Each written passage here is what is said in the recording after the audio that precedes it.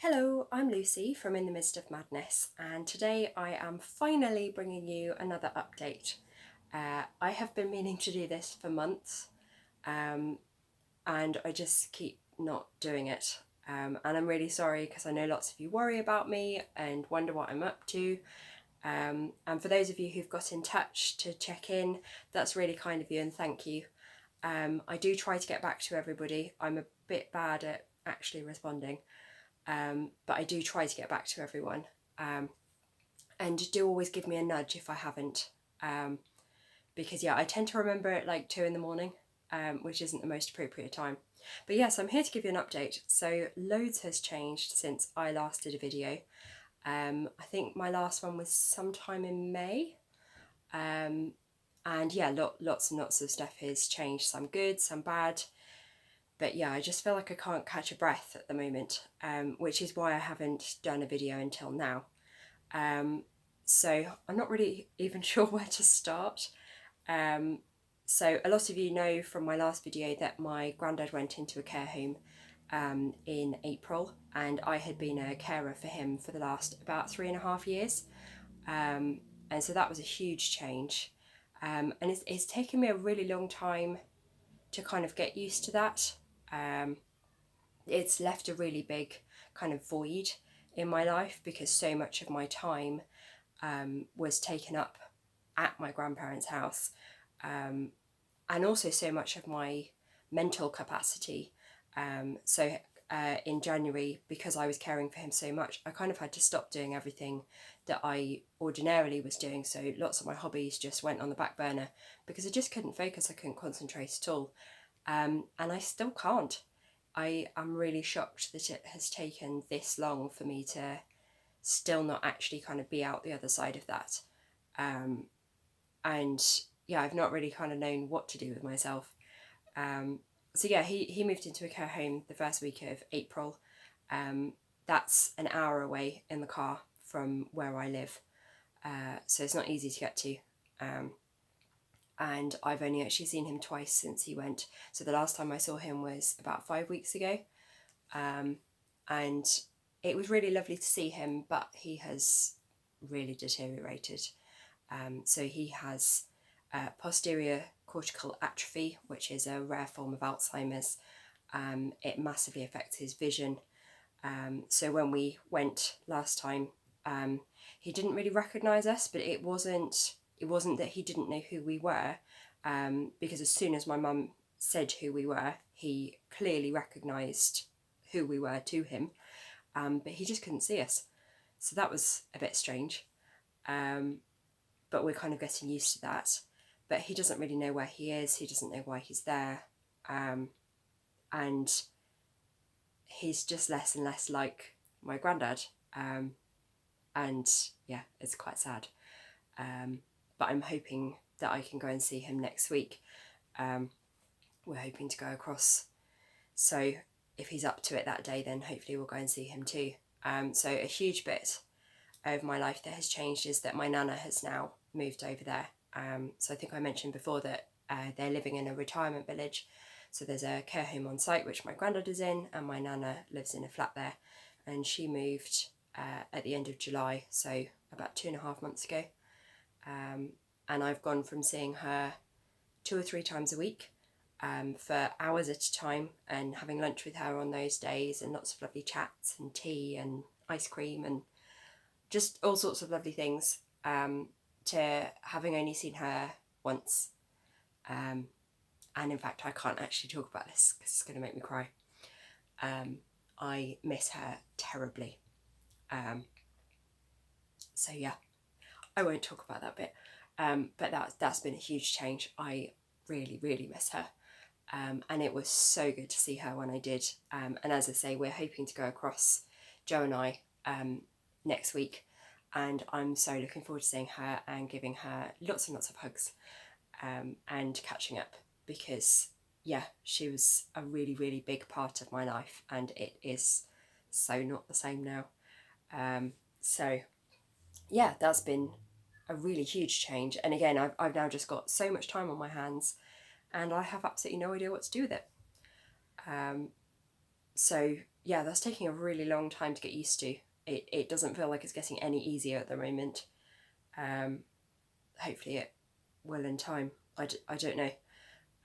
So yeah, that's huge bits that have changed. My mum currently lives on the Isle of Wight, which is about 3 hours away from me, and she's going to be moving further away. I don't know how much I'm allowed to say on here, so I won't go into detail at the moment until I've asked her permission.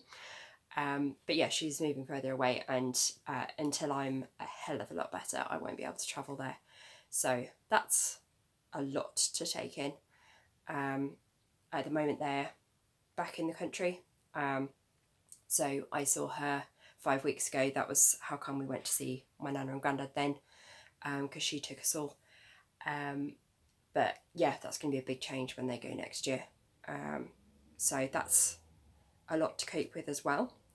One really good bit of news is that we now have a car. I'm so excited. So Joe passed his driving test in February, but we couldn't afford a car. And we now have one, and I absolutely love it.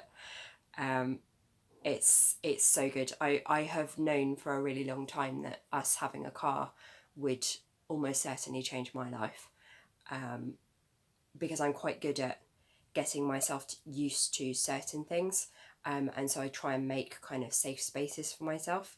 And our plan always was that once we had a car, we would try and make that a safe space for me, so that it's not so anxiety inducing to be able to go to places. And I mean, we've only had it for, I don't think, even a month, and at the moment it doesn't live here. It lives in someone's garage, so we don't have kind of easy access to it. But yeah, it's already really changing things for me. And the reason that we got it was another bit of good news, which is that Joe has got a new job, and we had to have a car for that. So at the moment, I think I've mentioned that he works at Brighton train station. He is a gate line assistant, so he works on the ticket barriers, and he's now got a job which starts, I think it officially starts in about 5 weeks, but training starts a week on Monday, and he'll be an onboard supervisor, so kind of like the new conductor. So he'll be working on trains, but because he'll be often working on the first train, he's got to be able to drive there, or he might be working on the last train, and we don't want him getting stranded in Brighton, as we don't live there. So yeah, we had to have a car, and yeah, we now have one, and it's fabulous. I love it so much, and it's really nice because, like, much as Joe had passed his driving test, I hadn't ever been in the car with him. And so I had no idea what kind of driver he was, and I find some people really difficult to be in the car with because their driving just puts me on edge.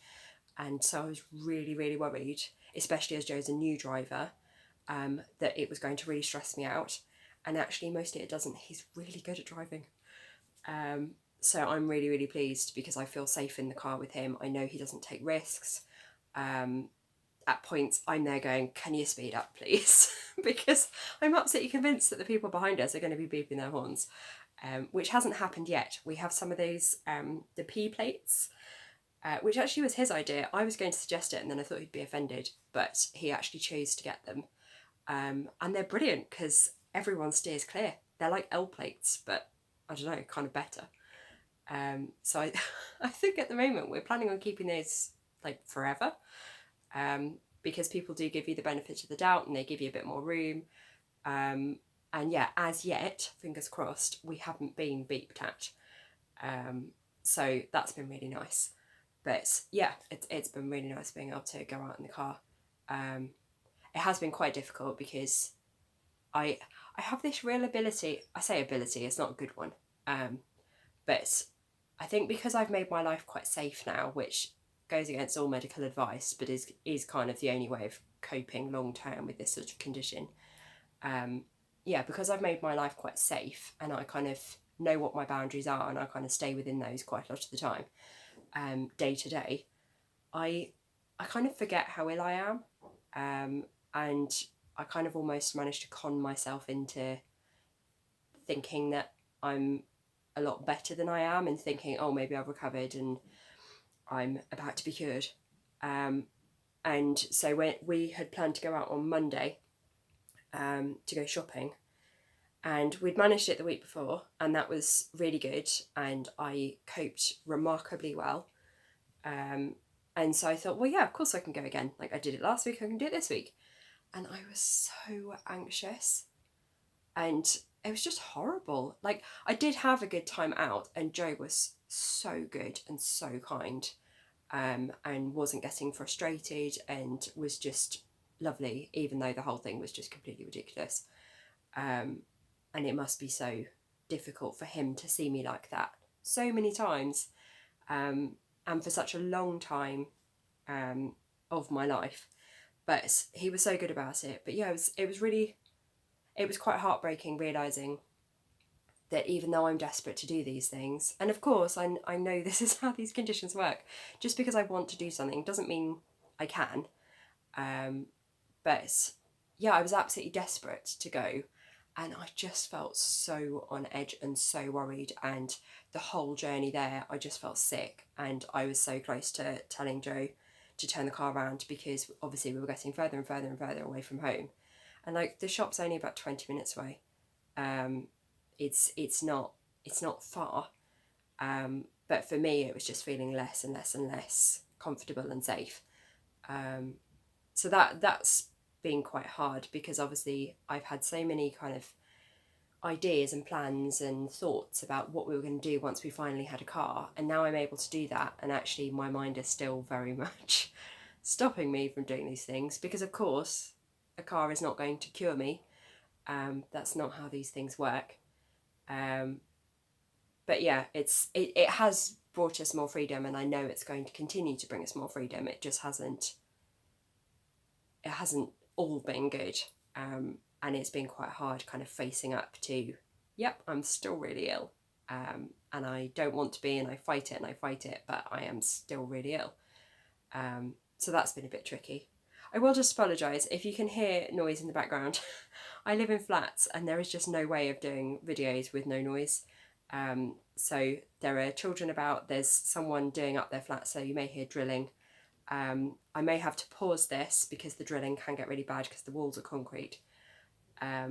So yeah, if the light suddenly changes or something like that, or I seem like I've completely lost my train of thought, even more than usual, then that's why. Because yeah, I can hear it in the background a bit. But yeah, sorry for that interlude. So yeah, we have a car. Joe's got this new job, which he starts training for a week on Monday. That comes with a pay rise after 6 months, so that will be hugely beneficial to us. That will really help our lives. So that's been really good. And the biggest bit of news I've got, which was a complete shock to us as well as everybody else, is that we're buying a flat.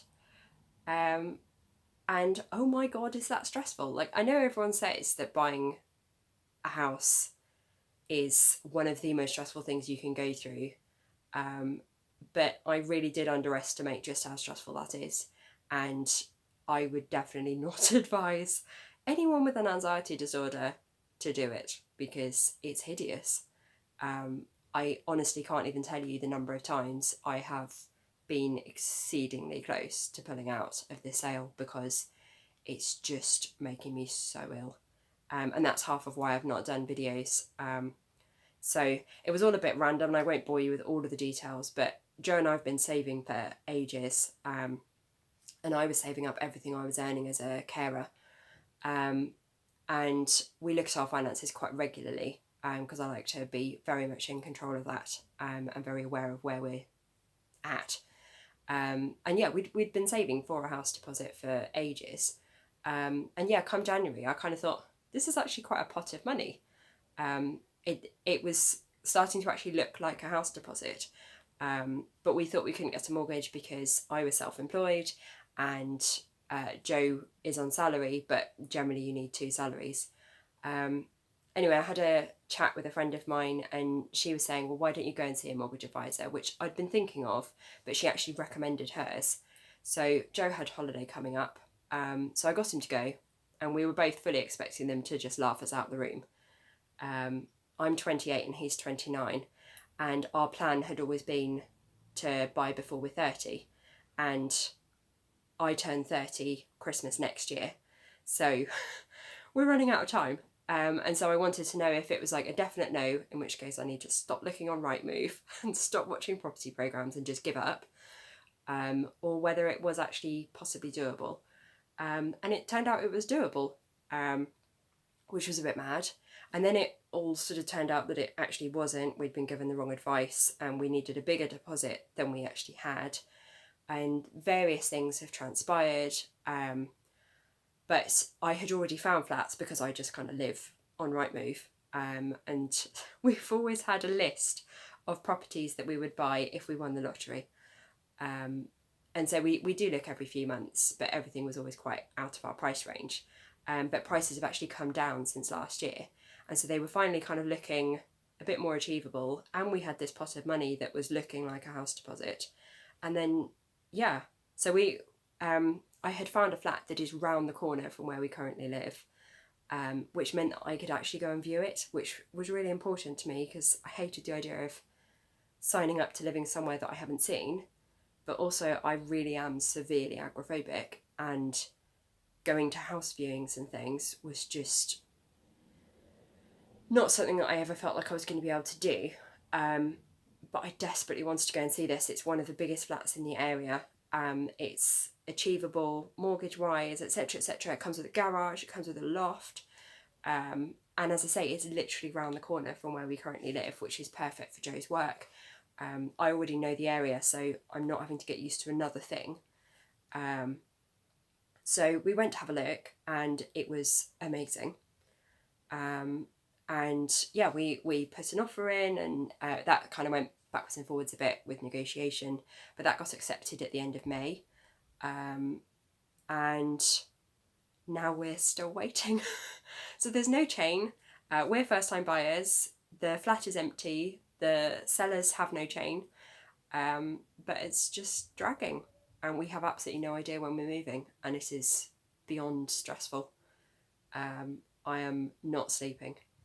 So yeah, it's not easy. And as I say, I definitely wouldn't recommend it to anyone with an anxiety disorder because it's just horrible. I am so excited about living there, but thanks to having generalised anxiety disorder, I am able to worry about absolutely everything. So I'm just so worried about, well, literally everything. I'm worried it'll fall through. I'm worried we won't be able to afford it, even though I've checked all of that multiple times and I know that we can. I'm worried that the neighbours will be noisy. I'm worried that we won't make friends. I'm worried that we won't like the flat, or that something dreadful will happen, or that we will be so stressed by this move that we will never want to move again. And our plan was never ever to permanently live in a flat. We had always planned to buy a house first time round, but we can't afford it. And we thought it was much better, especially in our position, to get on the property ladder than to wait until we can afford a house when property prices might have gone up. And we're sick of renting, and we just wanted to kind of own somewhere, and have a bit more space. We're really growing out of this because of my hobbies. And there we have a loft. So some of my hobbies can go in there. Shh, don't tell Joe. But yeah, so it's very, very exciting, but I can't tell you how many times I've had sleepless nights and I'm having panic attacks again. And I'm having these weird panic attacks that I've not really had before, where I just randomly cry, which I hate. I absolutely hate crying. And my friend from uni came to visit, I think 3 or 4 weeks ago. And I just completely freaked out and just burst into tears and could barely breathe. And I don't even know what it was about, but everything just feels like it's too much. Like I wake up, done with the day, and then I have to try and get through hours and hours and hours and deal with solicitors' emails or lack thereof. And I mean, we've been waiting for answers to the same 2 inquiries for 7 weeks, and we still have no idea when we're getting those back, and we can't exchange until we get this back. and we really need to have exchanged before Joe does this training, because he's training over an hour away, 9 to 5, and we need to decorate before we move in. And I can't do it on my own.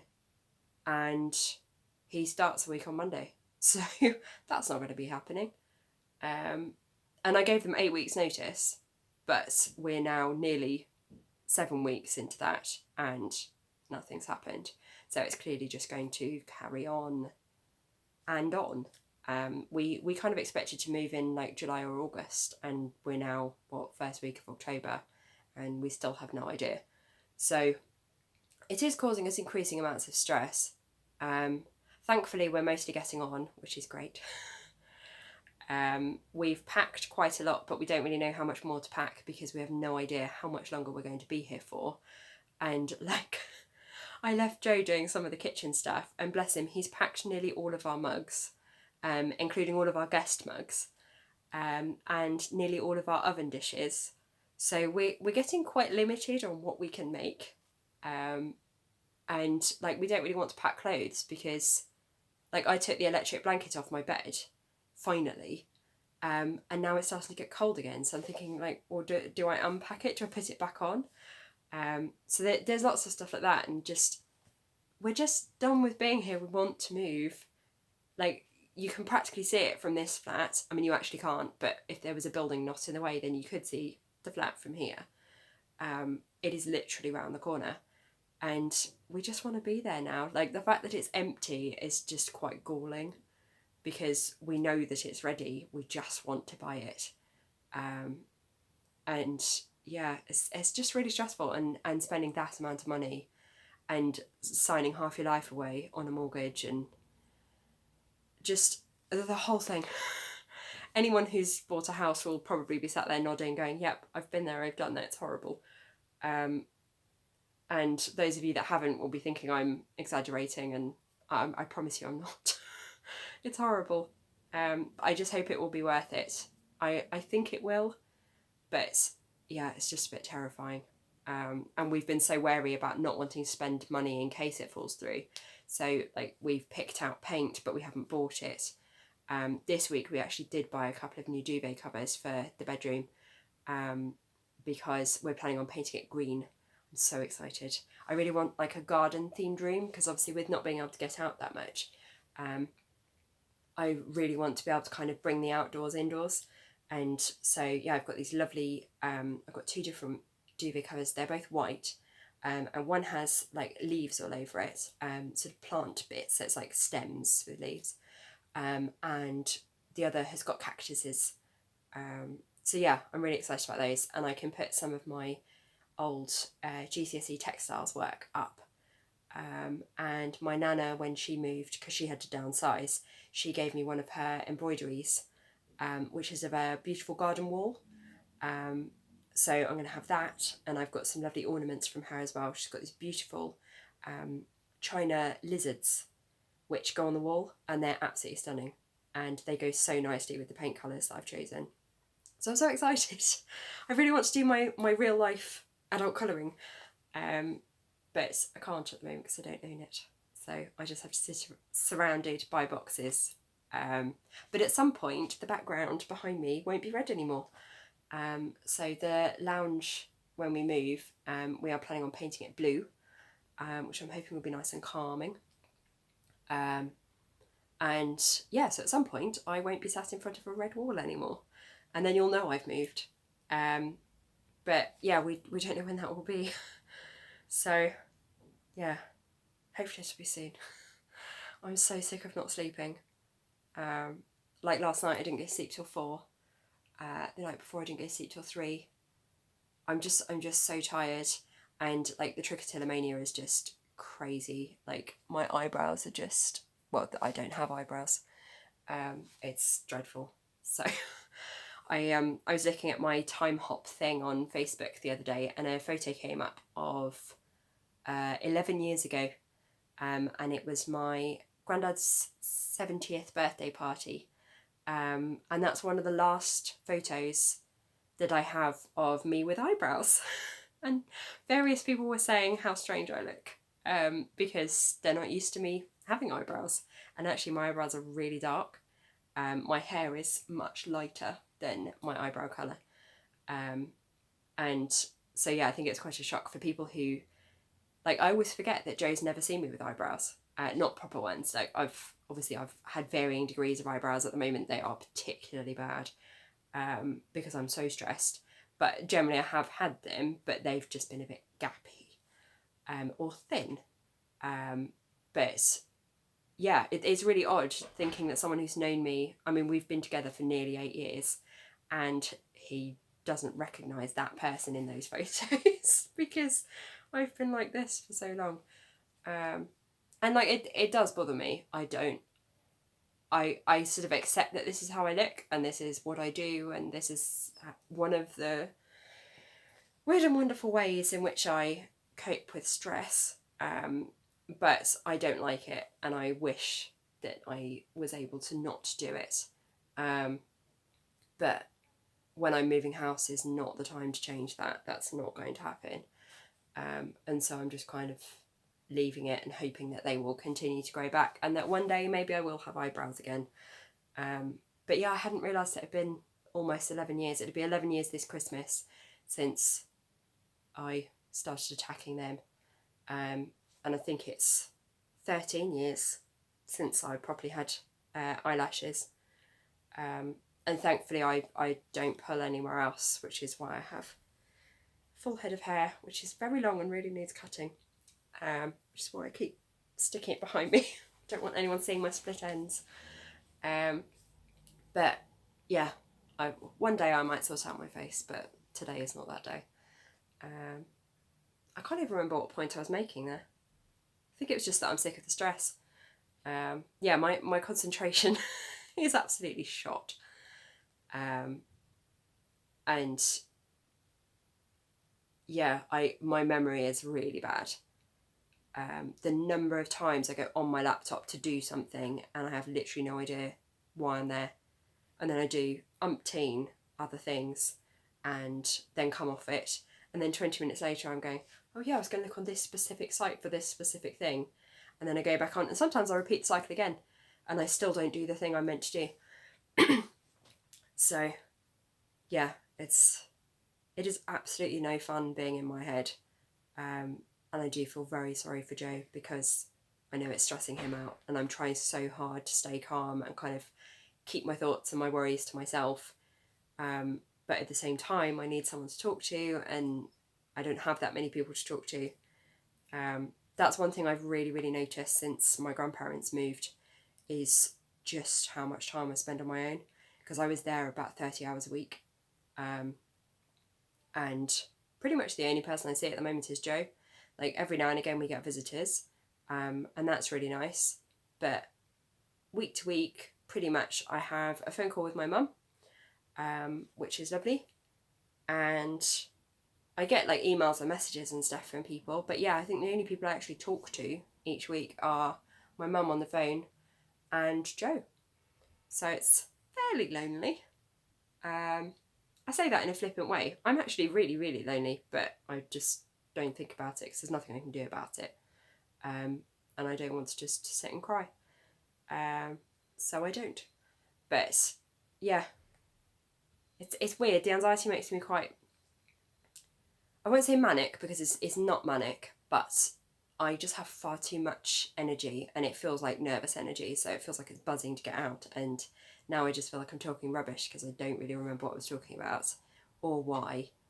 And I'm now having an attack of low confidence and just thinking that I'm talking absolute rubbish, and wondering why I'm doing this.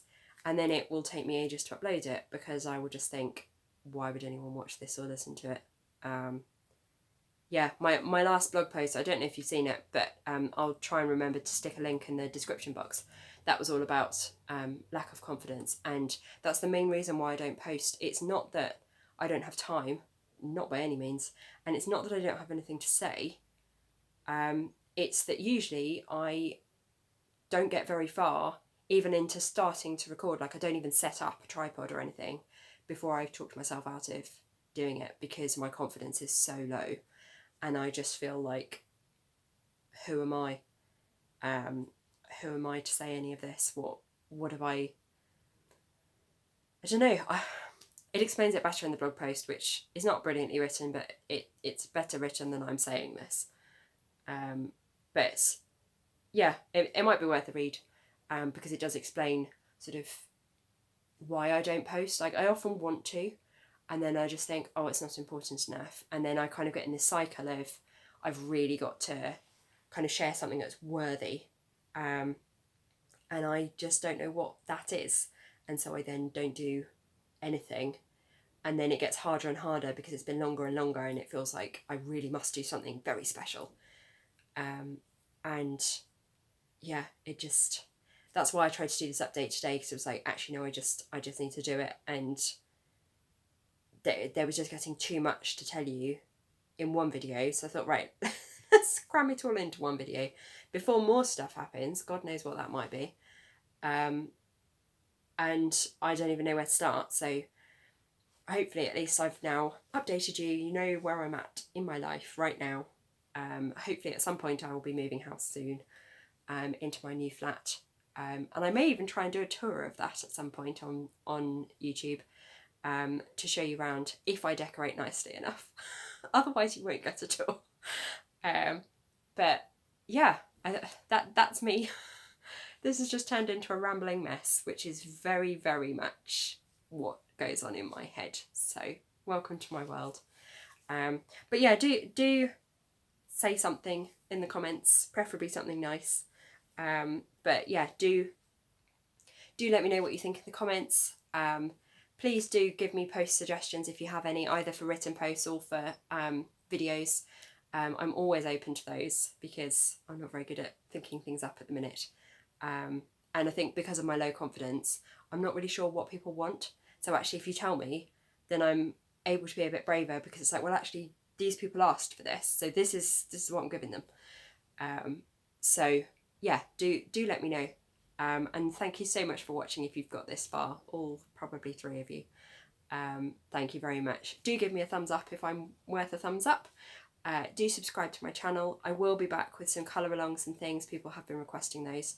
At the moment, lots of my stuff is packed, and I can't really do it, but once I've moved and settled, my plan is to do more colour alongs, and hopefully to get back into reviewing and hobbies and having a life again, of some kind, whatever that looks like. So yeah, do let me know what you think. Yeah, subscribe to my channel, there's all sorts on there. And I will see you again soon, I hope. Thanks so much for watching. Bye!